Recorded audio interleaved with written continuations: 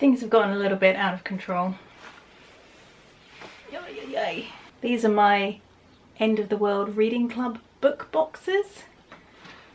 For all the ones I haven't read. Although, having said that, I actually think I might be missing a couple of boxes. Whew. But it is time to be ruthless and make some cuts on this particular TBR, like sub-TBR. So if you don't know, the End of the World Reading Club is a book box in the UK that's sent out every month, and each book is themed around an apocalyptic theme. Sometimes it's a plot around an apocalyptic event actually occurring in real time, sometimes it's just after an event, and sometimes it's set far in the future after an event. There are also different types of apocalypses. Sometimes it's technology, sometimes it's extreme weather, sometimes it's aliens, sometimes it's zombies. Like, there's quite a range of things for the box creator to work with. I've been subscribed to this for about 3 years now, I think. And I used to be able to keep on track of it and read one book every month. But somewhere along the way I just lost track and got out of sync. These boxes that I just lifted up aren't all sequential. It's not like I'm exactly a year behind. I've read a few books as they've particularly caught my attention, but all of these ones are backlogged. Hang on, there's one more, just arrived the other day. Okay, here we go. This is all of them. Technically, actually, Migration shouldn't be on here in this pile because it was a book that was sent out before I actually joined the club, so I don't have the matching box. So I will take that out for the purpose of this video, but thematically I keep it in this stack. The reason I've been keeping the boxes, apart from the few I might have misplaced, is that this is one of those book boxes where, as you're reading the book, you'll come across post-it notes telling you to open a parcel. Sometimes they're substantial parcels like this, sometimes they're more of an envelope kind of thing. But there's generally about 5 things to open, I think, for each book, and the boxes also come with a bookmark each time. So in order to tackle this problem, my original idea was that I was going to read the first chapter of each book and help that decide what to cull and what to keep. However, having realised there's about 11 books to get through, I've decided the first chapter is too much, because sometimes chapters are really long. Sometimes books don't have chapters at all. So I'm gonna go with a quite ruthless approach, and I'm only gonna read the first 10 pages of each book. And that's how I will make my culling decision. I'm not going to take the post-it notes out or open any of the little packages, because ultimately some of these are going to be sold on to other members of the book club. It's gaining new members all the time, so I'm not concerned about, you know, everybody having already read these, because as I say, some of them go back quite far. I'll check in a moment what the oldest one is. And thankfully there's a Facebook group for all of the members who subscribe to this box, so I'll just post it on there and hope that somebody has the exact opposite tastes of me, because if I hate a book, hopefully they will love it. So let's just do a little check-in and assess that I have got the right boxes for the right books, and what the hell has happened to the 2 that I'm missing. I really can't think where they might be. My house is not that big, and I was trying to keep them all together and be organised. Emphasis on the word trying. But let's start from the latest one. So, just arrived the other day, as I say, Artificial Wisdom by Thomas R. Weaver. Unusual to get a hardback, but I guess that's just all she could get hold of. Salvation has a price. It's 2050, a decade after a heat wave that killed 400 million across the Persian Gulf, including journalist Marcus Tully's wife. Now he must uncover the truth. Was the disaster natural, or is the weather now a weapon of genocide? Okay, book 1, box 1. Then Not Alone by Sarah K. Jackson. 5 years ago, a toxic storm made the world unrecognisable. Now the air outside could be deadly. I'm only reading the first paragraph of each synopsis, but you get the idea. Right, let's find the box. Not Alone. Fortunately, I am forward thinking enough to label each box, the month and the title.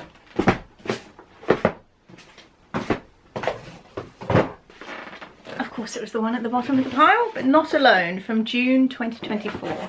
Then, one I started, but clearly didn't get very far. So this might be one for the culling, but it's The Collector by Laura Cat Young. Lieutenant Dev Singh dutifully spends his days recording the memories of people who, struck with incurable depression, will soon have their minds erased in order to be more productive members of society. After all, the Bureau knows what's best for you. Here we go. January 2024. Tomorrow's Children by Daniel Polanski. A noxious cloud descends on Manhattan, mutating the population and cutting the island off from the rest of the world. ...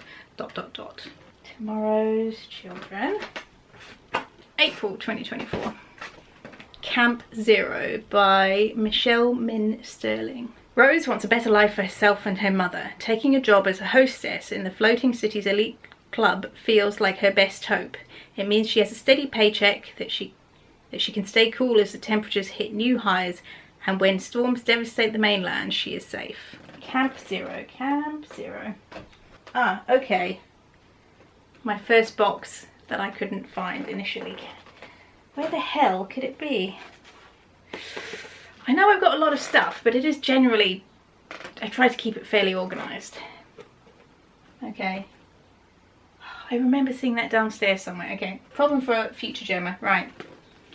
What Survives by M. Amelia Eichley.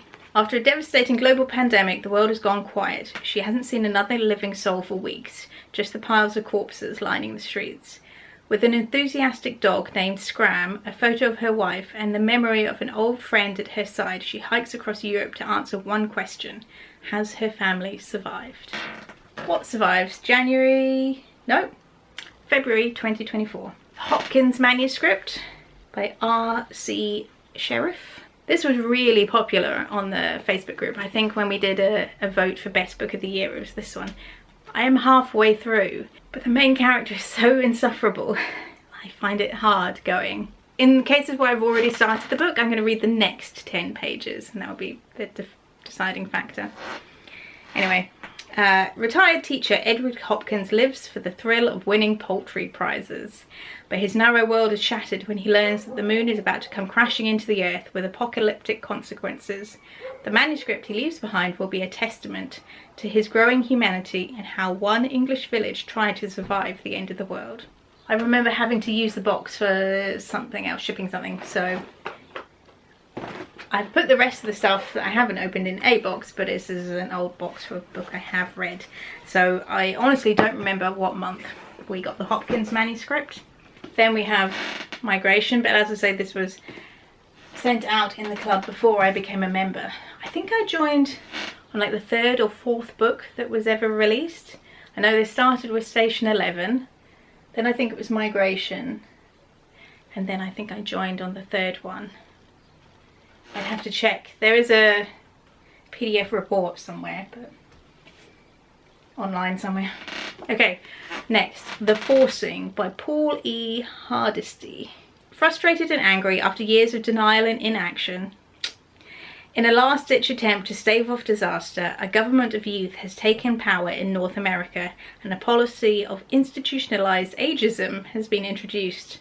All those older than the prescribed age are deemed responsible for the current state of the world and are to be relocated, their property and assets confiscated. Interesting idea. I've labelled the box May. I must mean May 2023. The Last Good Man by Thomas McMullen. In the heartlands of the Dartmoor landscape, far from the rest of the world, life in a tiny village is honest or ordered. If there's any trouble, the people have a way to settle it. Interesting, I live near Dartmoor. September 2023, I'm guessing. Hoping it's not 2022, gosh. And then The Last Storm by Tim Leben. Large swathes of North America have been struck by famine and drought and are now known as the desert. A young woman sets out across this dry, hostile landscape, gradually building an arcane apparatus she believes will bring rain to the parched earth. So, January 2023. That must be the oldest. Yeah, so from 2024 I've got January, February, April, June, July. In 2023, I've got January, May. What is about January, May? So January, May, September. I don't remember when the Hopkins manuscript was, and I need to find the box for Camp Zero. Oh, I don't know where that is. So let's begin. 10 pages of each book. I'm going to start with the oldest, and I'm just going to stay here to read them because I can't be bothered taking the boxes all around the house. Okay, The Last Storm. Okay, first 10 pages done. I don't consider anything I describe in this little experiment spoilers, because how can you possibly spoil that much? But the scene is a man trying to create rain with some kind of machinery or apparatus that he hooks into his body, and then he uses like a meditative visualization, hallucination kind of thing to make it rain. But things are not quite going as well as they're supposed to. Something strange is about to happen, or something bad is about to happen. And there was a post-it note just on the 4th page in. So I have nothing to compare this to yet, obviously, but it is a good start. I would be happy to carry on with this. First one done. Next oldest is from May 2023. The Forcing. You know, the funny thing is, it was absolutely scorching yesterday here in Devon. It was like 26 degrees Celsius, which lots of people wouldn't consider hot, but it definitely was for us. And now it's pouring with rain. Not too heavily, thankfully. I was able to cycle to my client, the cat client, this morning, but that was a nice gentle rain to read a book about a man trying to make it rain. Right, let's move on to the next one.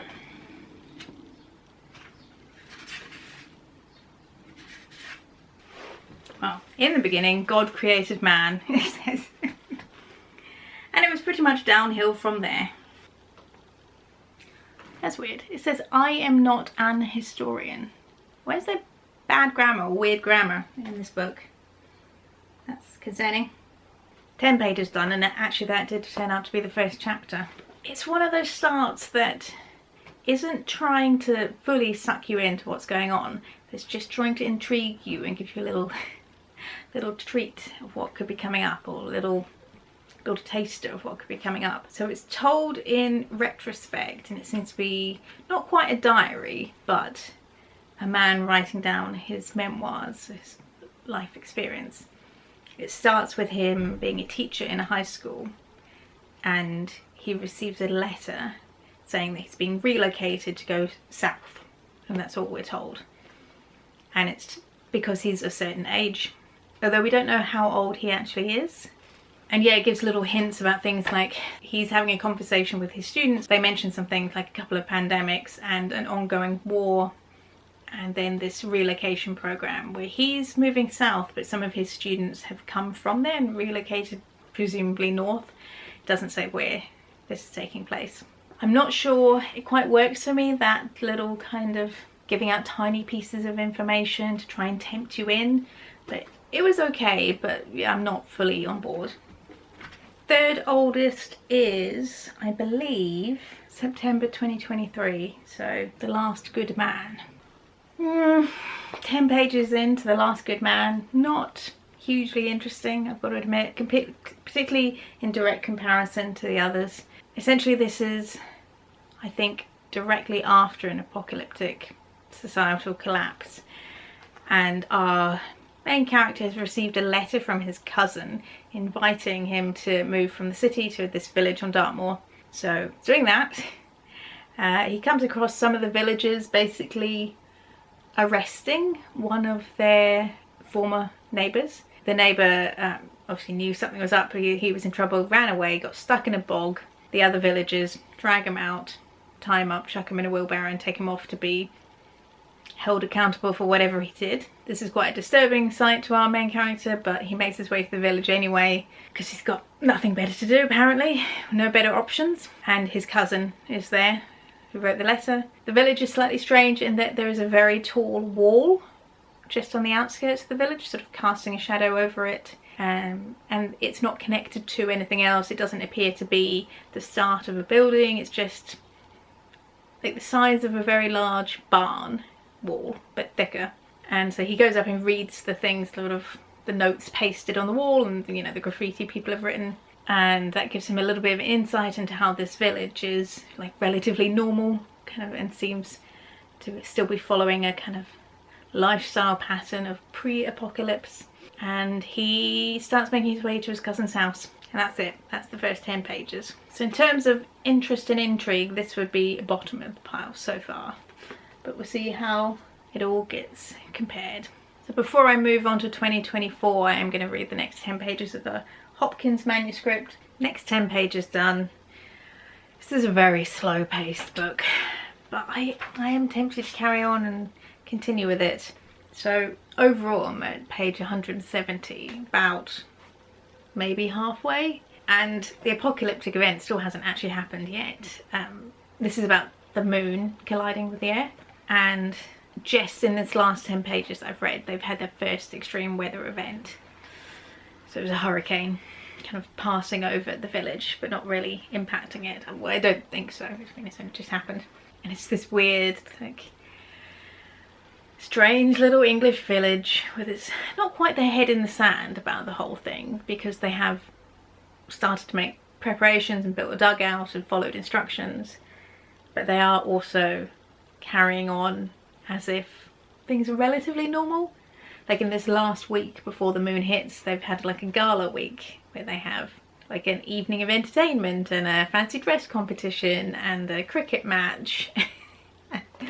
It's worth noting that this was published in 1939, so it is a viewpoint into a specific English culture at that time, but also slightly caricatured. I mean, at this point I might as well carry on and finish it, even if it does take me many more months. I'm imagining the pace will pick up a bit more now that, like, I think that cricket match scene was the day before the moon was due to hit the planet, so things must pick up, surely.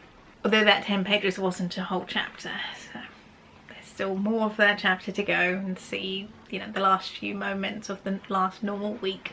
So that I'm going to call it a day now, because it's actually my anniversary with Chris today, so we're off to the board game cafe for dinner and board games.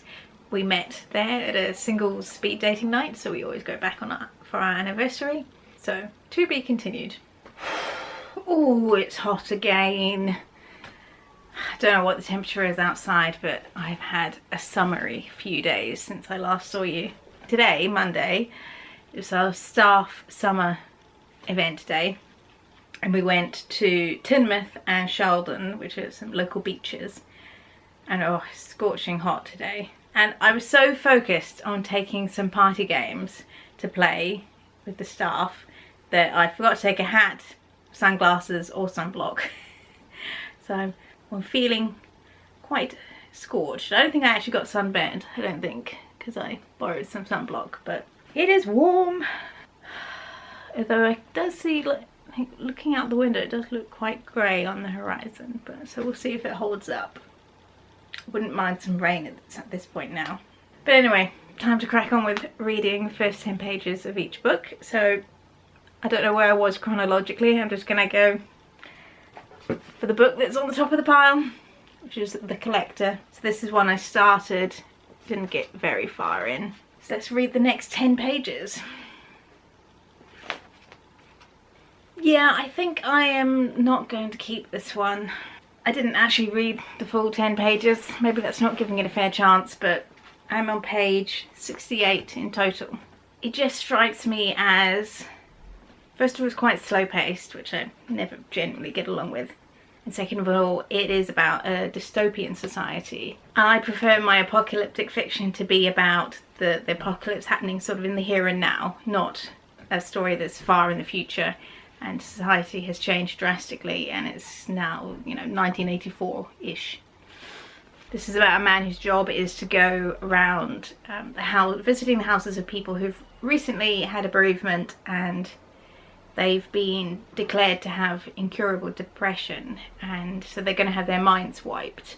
But before that happens, he, as a collector, collects a memory from them, something that they've donated. He records it and submits into like a central database. But then in secret, he is privately writing down the memories and keeping them for himself, but it's also like affecting his mental health. And I'm not saying that every book has to be happy and jolly and all good times, but I just don't get on with books about grief. That's just me.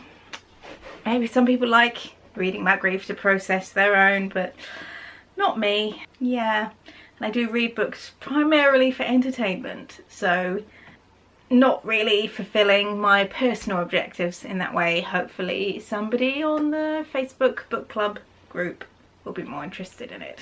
I think I've only removed one post-it note, but I will double check and sell it on as a whole box and then just like make it heavily discounted. If anybody's interested in joining, I think they cost £35 a book per month. I pay 33, so because I buy it 3 months at a time. But I think I might also have some kind of like grandfathering pricing system. But anyway, it's around 33, 35-ish. Next up, from April 2024, is Tomorrow's Children. This is a chunky one. The first post-it note is on the very first page. This is opening a very gruesome scene. Okay, the opening scene was a bit worrying because it involved animals being hurt. But once you got past that, that was kind of a prologue. So once you got past that, it's launching straight into fight scene between some gangs, I think. That's what it's about. Obviously I'm only 10 pages in, so I don't know quite what's going on, but yeah, starting with a bang. Very intriguing. Interestingly, you know, on the back of books it often says what genre the booksellers should put it in. This says it should be filed under Anarchy Reigns, Return to New York, Molotovs and Mayhem, and Big Sword Guy. Don't have those specialist sections on my bookshelf, but maybe I should. I feel like if you knew the geography of New York, you'd get more of a kick out of this, because you'd be recognising the areas they're talking about, even if it's kind of got its own lingo in the same way that A Clockwork Orange does. So it kind of takes a bit of getting used to, and I have no idea geographically what areas they're describing, other than the High Line. That was the only thing I'd heard of.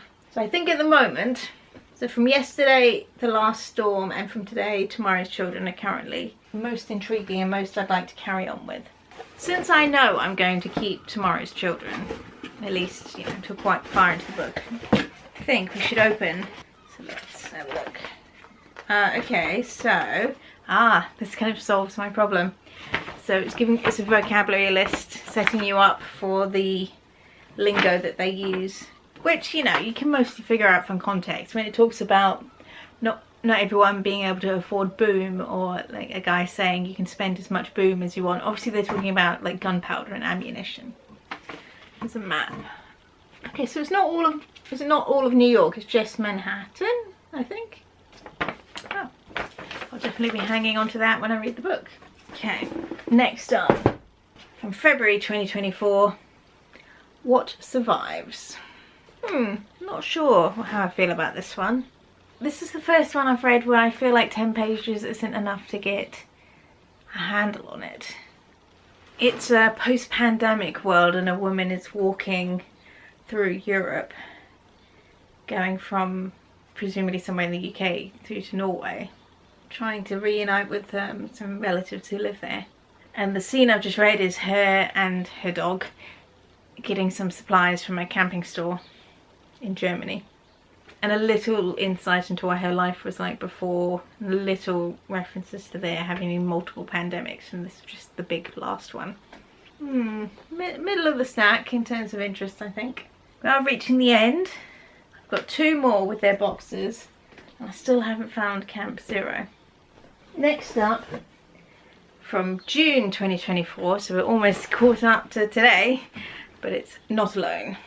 I don't have high hopes for this one, if I'm honest, because of the subtitles. How far will a mother go to save her child? And any story that involves a mother saving their child in a post-apocalyptic world, I find usually pretty boring. It's just not my thing. I don't care about parents and their children and the lengths they go to.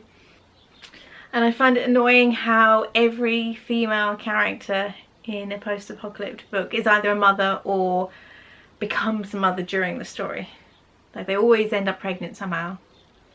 Even in one book called My Name is Monster, I think that's what it's called, she's the only woman left.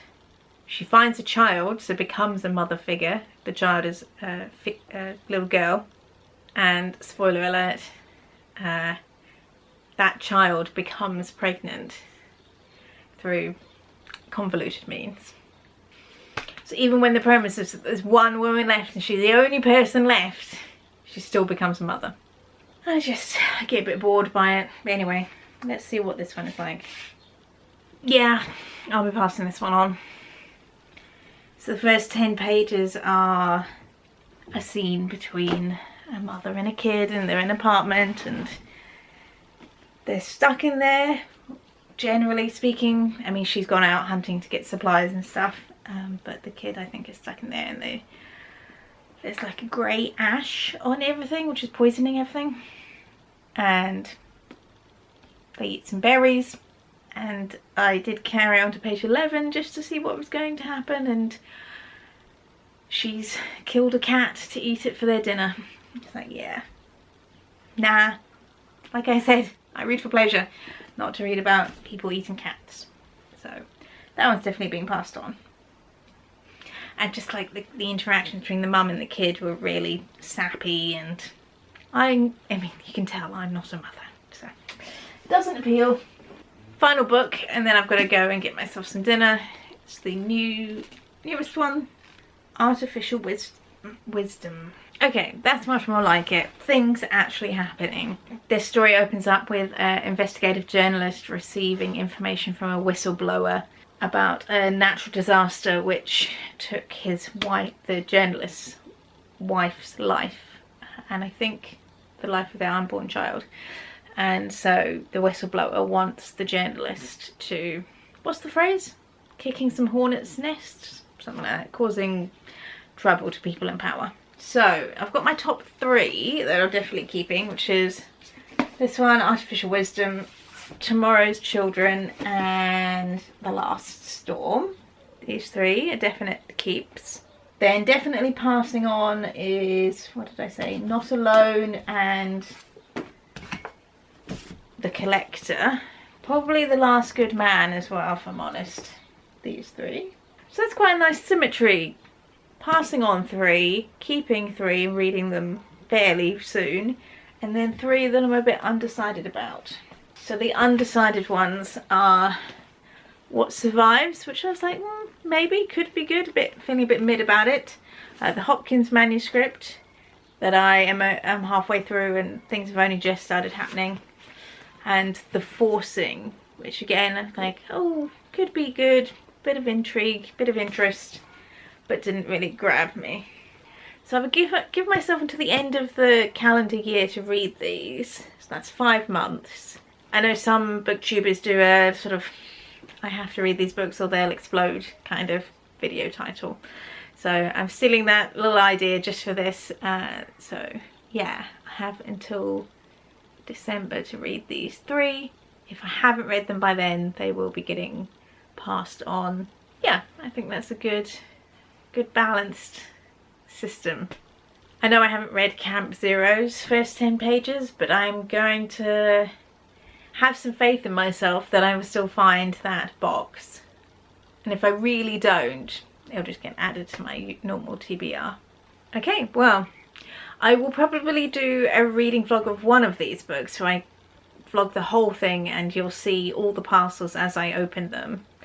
But I have quite a few videos to edit at the moment, so don't think that will be happening anytime soon, but maybe in the next month or so. But yeah, thanks for watching this little experiment, and keep an eye out for eventually a reading vlog where you'll see one of those 3 books that I'm definitely keeping as a reading vlog, read along. You can see what it's like to be a member of the book club.